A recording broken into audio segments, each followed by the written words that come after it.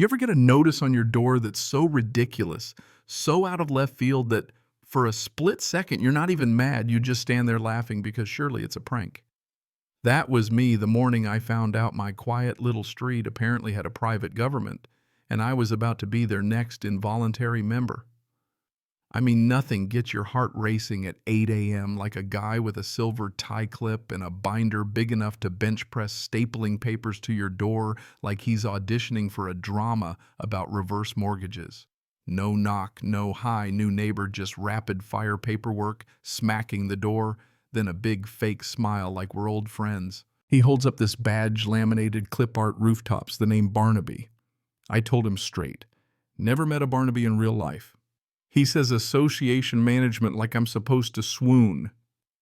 You're Eli, right? That's me behind the storm door, which I'm definitely keeping closed because anyone carrying an accordion folder deserves a pane of glass between you and them. Just a rule of thumb in suburbia. What's the paper, I ask, already knowing it's nonsense? Notice to vacate, he says, bright as can be. 30 days. I actually laughed. And not the polite kind, like from my own house. He consults the toddler-sized binder. You've been reminded 3 times about assessments, rejected 3 offers to join the community association, and refused to comply with our mailbox standards. I look at my mailbox. This cedar post I built with my uncle still smells like pencil shavings when the sun hits it, and I say, my house isn't in your association. Title company confirmed it. No covenants, no nothing. The neighborhood down the hill has one, but not here. He does that thing where some people think smiling can hypnotize you. We've already decided that you'll join. Like he just assigned me to bring potato salad to his picnic. He starts with legal-sounding spells about bylaws and annexing adjacent parcels. As of last night, you're in the association, he says. And now you're evicting me? He doesn't blink. Refusal to pay is grounds for a lien and ultimately removal. Posted, notified, 30 days, pack up and go. You ever rent a car and try to return a lawnmower, I ask him, because he's mixing up entire universes here. Associations aren't landlords. You have no authority to evict me from a house I own, especially not if I'm not in your group, which I'm not. He cracks open the binder, trying to be friendly. Everyone contributes. It's good for property values. My pulse is up, but it's not fear, more like the espresso jolt you get from official-sounding nonsense. I'm not a part of your group and never will be. He tries to tell me I can't say that. The First Amendment says otherwise, I reply, and that's about as easy as it gets. He keeps pushing. You can't say you'll never be in the association. Like I'm smuggling contraband with my words. So I flip on my porch camera. If someone's going to cosplay as the eviction police, I want evidence. Barnaby, I'm giving you a gift, a paper trail. Leave your eviction, your invoices, I'll scan them, send them to my attorney, and then call the cops so they can explain trespass and harassment in words you'll understand. And if you keep coming back after this civil suit, trust me, it's a lot less fun for you. He doesn't love that. You're making a mistake. The board won't like this. I just smile. My board's called the County Registry and Contract Law. Their bylaws beat yours every day. He gives me one last stapled masterpiece tapes it right to my storm door, folds his binder and walks off to his sedan slow like he wants me to know this isn't over. Inside, I'm looking at this notice to vacate. Dramatic font, random legal citations from landlord-tenant law that don't even apply to owners, and a signature that looks like a doctor's note for can't adult today. The invoice. 8 months of dues for months I didn't even own the house. I put it all in a folder labeled HOA Comedy Hour and text my friend Sierra, the best real estate attorney you'll ever meet. She loves legal words like easement and servitude the way some people love dessert. Her first reply, send me your deed title policy and breathe. While Sierra's doing the lawyer magic, I do what my dad taught me. If someone's being loud and wrong, get everything in writing. I send an email. I am not a member. There are no covenants. Cease trespassing. Further attempts go to my attorney and the State Consumer Protection Office. CC BCC, attach every bit of paper. Less than an hour later, I get an email back from manager at Neighborhood Alliance. Org mail to manager at Neighborhood Alliance. Org, no name, just a signature full of clip art, and because we care. They say independence must harmonize with community standards, that I've been annexed dues are due, or else it's foreclosure. I read it twice. Nothing makes you want to attend a meeting in a tie quite like someone threatening your house with a smiley face. Sierra gets it, tells me to keep everything and maybe install cameras. People like this usually escalate before they back down. So by sunrise, I've got more cameras than a gas station, a no trespassing sign with the actual state statute printed in tiny font just to show I'm not messing around. 2 days later, another envelope, this one final notice, accusing me of free riding. And this is Rich violating standards by storing a canoe beside my garage. My old green canoe, dented from adventures, is now apparently a threat to society. I start a Audacity log, noting every letter, every camera sighting. Then the twist driveway camera catches a woman in mirrored sunglasses name tag Tissa, taping more notices to my door. She looks like she's selling cable packages, not delivering legal threats. I add her to the binder. Then comes a postcard. Not even addressed, just slipped under my doormat. Your presence at the board meeting is required. The back says they'll be annexing parcels along the ridge, meaning me and 2 neighbors. It threatens default rulings if I skip. I show it to my neighbor Dale, retired 27 years on the street, folding chair in his garage, who tells me these people love clipboards, letters, and folks who won't call their bluff. He hands the notice back like it smells. Sierra calls, she's pulled my deed chain of title, everything. No covenants, no authority.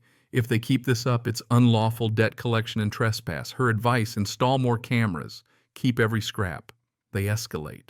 The HOA meeting is in a room that doubles as a learning center. I show up with my binder, sit in the back. The board's all lanyards, tired eyes, and cheap perfume. Barnaby's there lurking like mall security. First agenda annexation. I stand up. There's nothing recorded against my lot. If you try, I'll see you in real court, not this room. Margot, board member and apparently the queen bee of local real estate, tries to clap back. Our bylaws allow expansion. Not over my deed, they don't. I shoot back. You can vote to paint the clubhouse pink for all I care. You can't vote me into your contract. Murmurs a bit of laughter. Then, miracle of miracles, the treasurer stands up and says, our attorney warned us. Annexation would require consent and recording. We haven't done either. We should stop sending letters threatening eviction. That's not a thing. Margot's jaw could slice bread, but the room's mood shifts. Barnaby tries one last jab as I'm leaving. You'll pay or you'll leave. I grin. That mic was on. I'll request the tape. If it's missing, I'll subpoena it. He peels off. I go home, write a summary, and dream about clipboards. Days later, I get a certified letter from a law office halfway across the state threatening liens, assessments, even eviction. Sierra laughs. That's a collections mill. They mail threats. Hope you cave. Her plan, demand letter, cease and desist, warning about misrepresentation, and if they keep at it, go nuclear. That night, a strange car sits outside for hours. No lights, just watching. I call the non-emergency line, cruiser rolls by, car disappears. I sleep like a squirrel.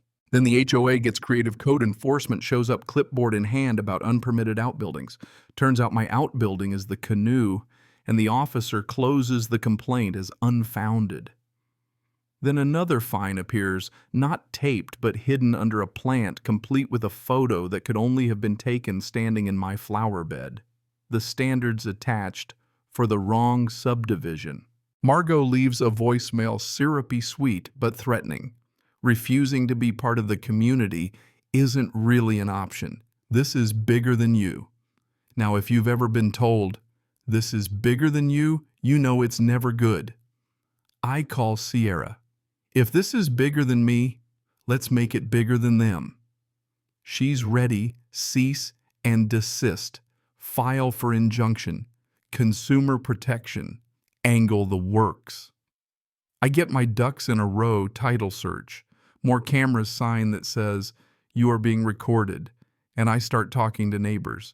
Turns out others got the same packet ignored. It never heard more.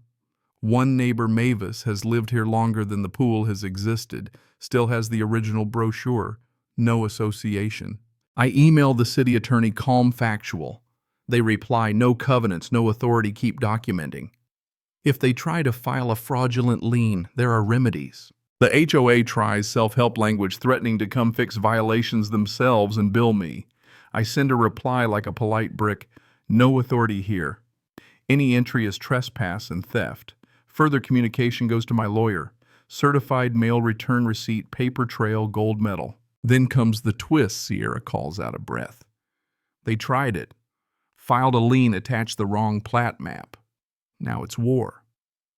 She files to release the lien, attaches all our proof, and miracle again.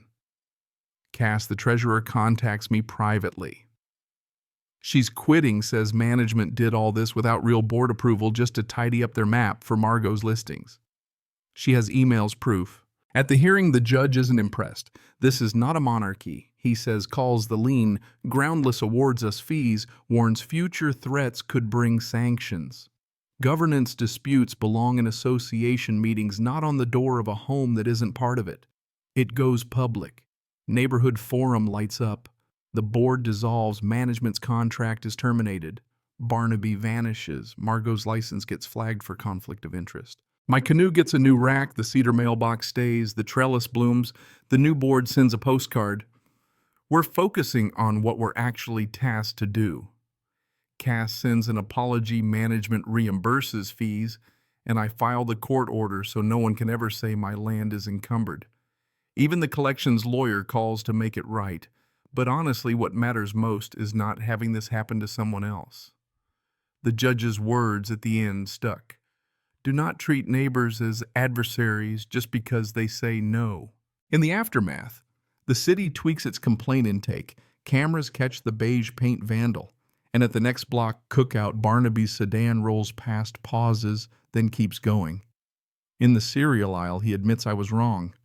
I should have known better. I wish him luck with less feelings.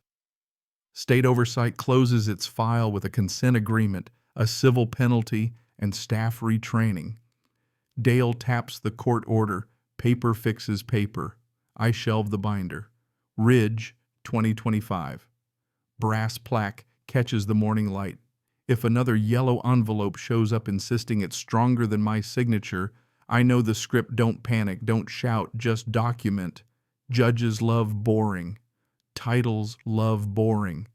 The only membership I accept is waving at neighbors free, because I chose it, bound only by my deed, my choice, my responsibility. So what do you think? Is it justice if you have to fight for it this hard, or is it just survival with extra paperwork? Drop a comment if you've ever gone to war with an HOA, or if you think they ever get it right. And hey, hit that like, subscribe, and tell me where you stand on this whole neighborly forced community thing. See you soon.